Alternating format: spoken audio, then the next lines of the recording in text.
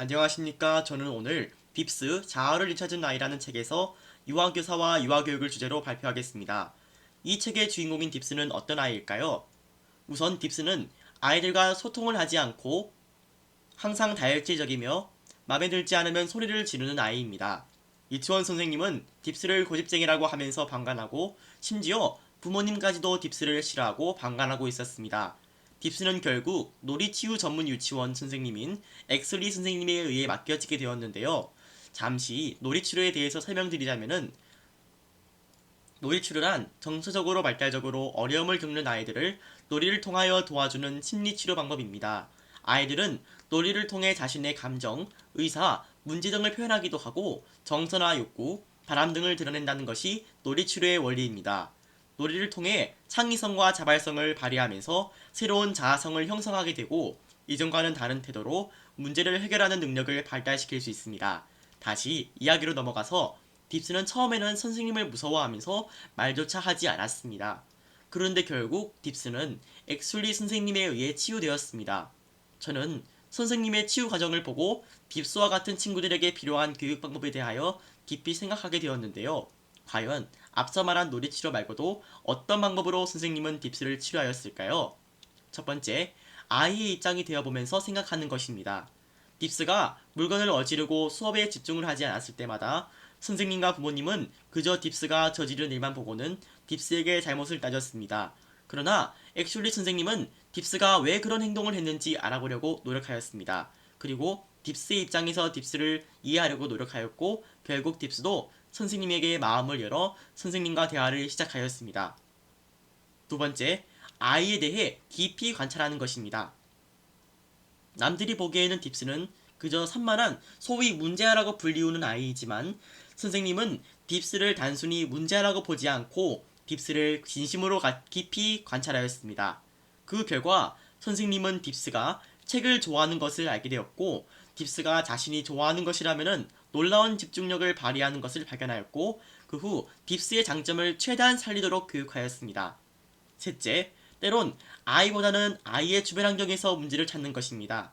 선생님은 딥스의 문제를 단순히 딥스만의 문제로 생각하는 것이 아니라 주변 환경에 문제가 있을 것이라고 생각하였고, 딥스의 부모님의 딥스에 대한 무관심과 냉소적인 태도, 그리고 유치원 선생님의 지나친 훈육과 잔소리를 문제로 삼았고, 선생님과 부모님에게 당부를 하여 주변 환경을 정리하면서 딥스에게 편안한 주변 환경을 안겨주었습니다.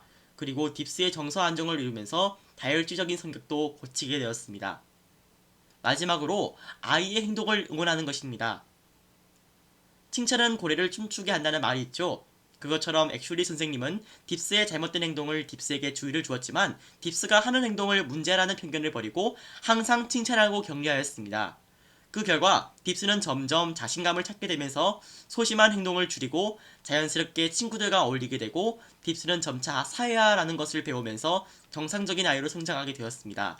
후에 딥스는 성장하면서 기숙학교에 들어가게 되었고 기숙학교에서 딥스는 무려 우등생이 되었습니다. 저는 이 책을 읽으면서 유아교육과 유치원 교사의 중요성에 대하여 다시 한번 실감하게 되었습니다. 뿌리를 넓게 뻗친 나무가 잘 자랄 수 있듯이 아이들이 넓고 올곧게 뿌리 내릴 수 있도록 도와 아이가 인생의 기초를 잘 다질 수 있도록 돕는 것이 유아교사의 역할입니다.